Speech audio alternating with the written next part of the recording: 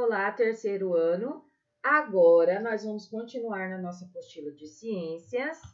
Vocês se lembram que na aula passada nós estudamos sobre como funciona a nossa audição, que nós temos dentro da nossa orelha, né? Os 3 ossinhos que tem nomes de ferramentas, né? Como martelo, bigorna e estribo. Por que eles receberam esse nome? Porque eles realmente se parecem com esses objetos, certo? Que o som entra através da nossa orelha, passa pelo canal auditivo, daí ele chega até o tímpano, daí ele vai até o martelo, depois até a bigorna, depois até o estribo, depois ele vai chegar na cóclea, que vai para o nervo auditivo, que vai mandar a mensagem para o cérebro. Daí o cérebro vai interpretar qual é o som que nós estamos ouvindo. Vocês sabem que todo esse processo acontece de forma muito rápida, não é verdade? Vocês não estão ouvindo um gatinho miando aqui agora? Muito bem, a minha gata teve filhotes e esse gatinho está miando bem aqui onde a prof está gravando a aula. Então, para vocês ouvirem esse som precisou passar por todo esse processo, mas acontece de forma rápida. Então, agora, na página 162, nós vamos estudar sobre os cuidados com as orelhas. No canal auditivo, é encontrada a cera que protege as orelhas de bactérias, fungos e possíveis infecções, que podem causar uma... Então, nesse canal auditivo, nós encontramos a cera. Para que serve a cera? Ele protege as orelhas de bactérias, fungos e também possíveis infecções que podem causar uma inflamação conhecida como otite, que é a dor de ouvido, que nós chamamos de dor de ouvido. Mas o nome dessa inflamação, os médicos chamam de otite. Por isso, a cera só deve ser retirada se for produzida em excesso, e o procedimento de limpeza deve ser feito pelo otorrinolaringologista. Por que não é recomendado nós pegarmos cotonete, ficarmos empurrando a cera, né? A gente acha que muitas vezes a gente está limpando, mas a gente tem que tomar certos cuidados.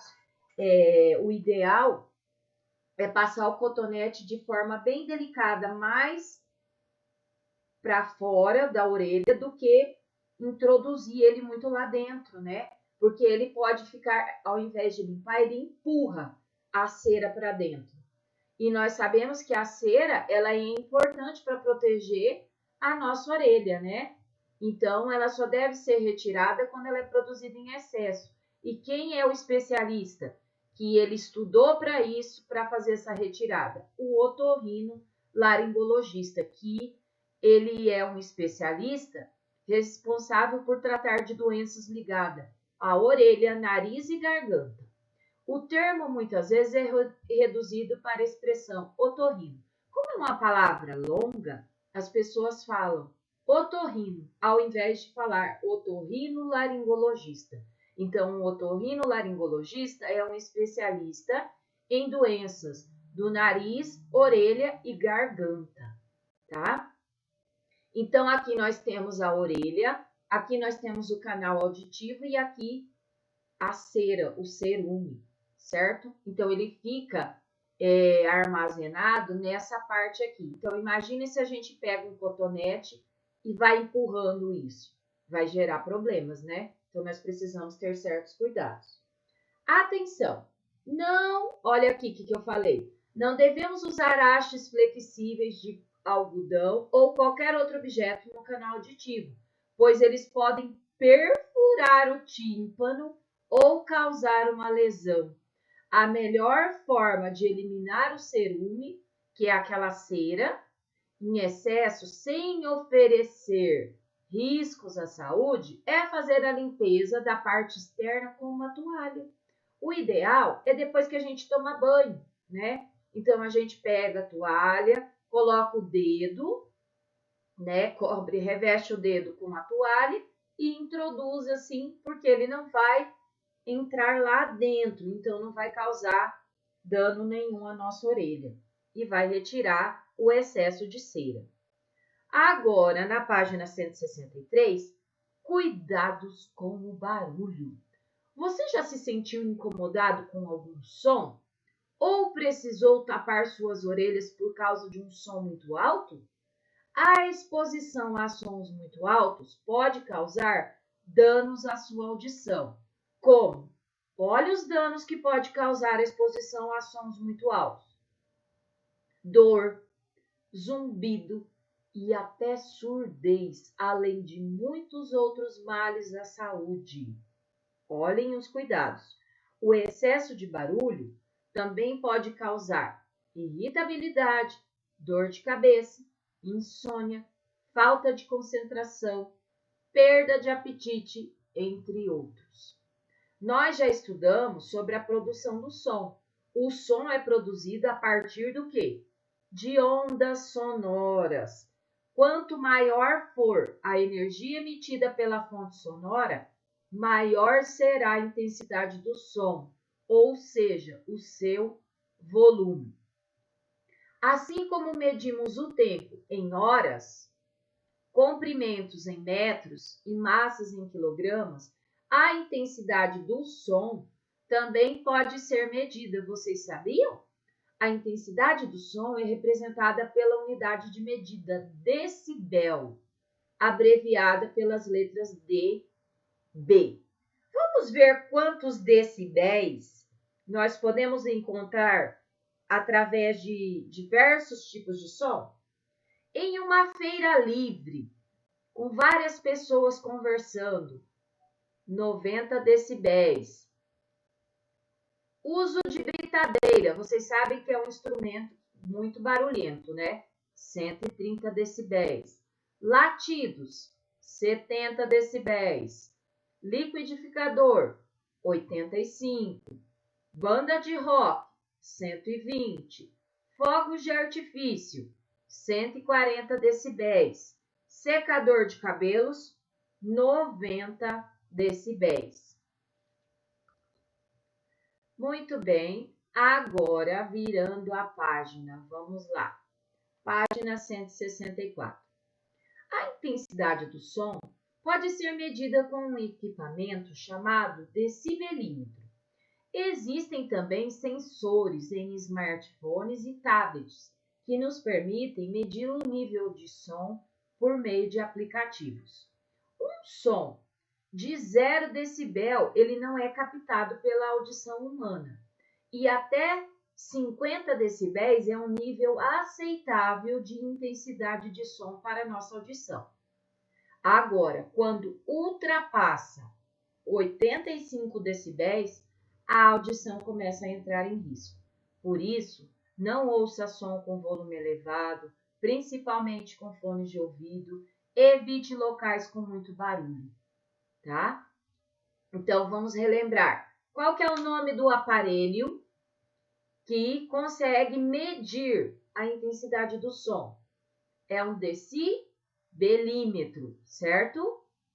E ele pode ser também utilizado por meio de aplicativos em tablets e celulares, certo? O nível aceitável são quantos decibéis? 50, né? É até 50. E ultrapassando quanto que a nossa audição já começa a entrar em risco? Acima de 85.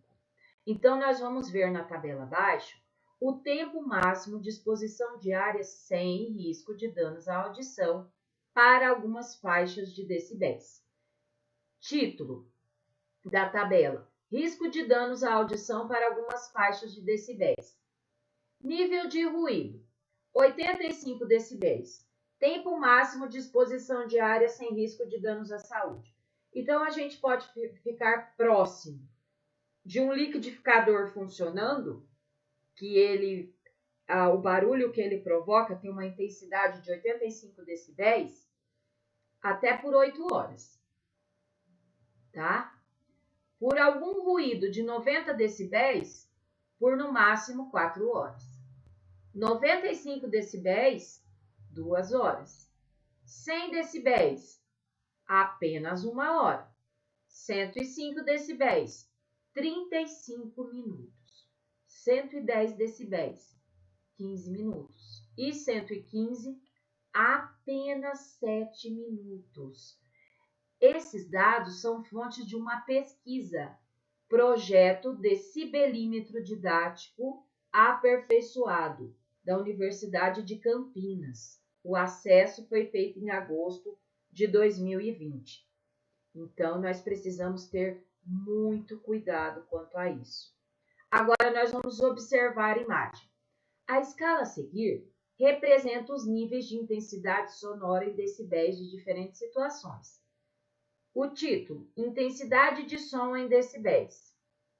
Nós temos, quando nós respiramos, 10 decibéis, ao sussurro, 20, numa biblioteca, 30, conversação silenciosa, 40, conversação normal, 50, conversação alta, 60, cachorro latindo, 70, campainha de casa, 80, um piano tocando, 90, cortador de grama, 100, sirene de ambulância, 110, show de rock, 120, disparo de arma de fogo, 130, decolagem de avião a jato, 140 decibéis, tá?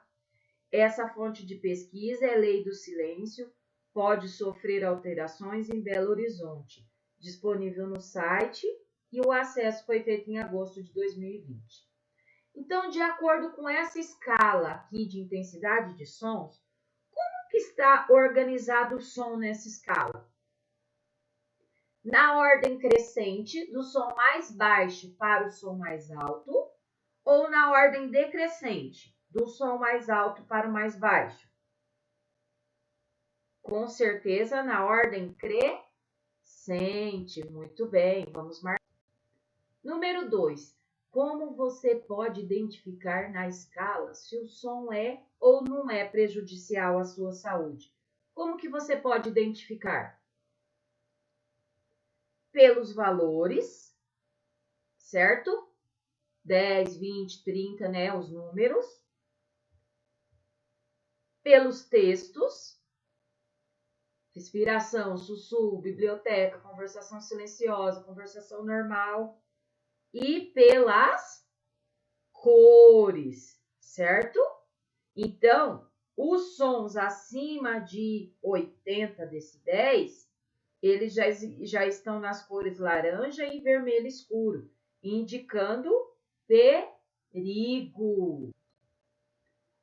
Então, nós aprendemos hoje os cuidados que nós devemos ter com as nossas orelhas, né? Cuidado com os cotonetes, né? E com a questão do barulho, né? O quanto que o nosso sistema auditivo pode suportar de decibéis, né? Acima de 85, nossa audição começa a entrar em risco, certo? O terceiro ano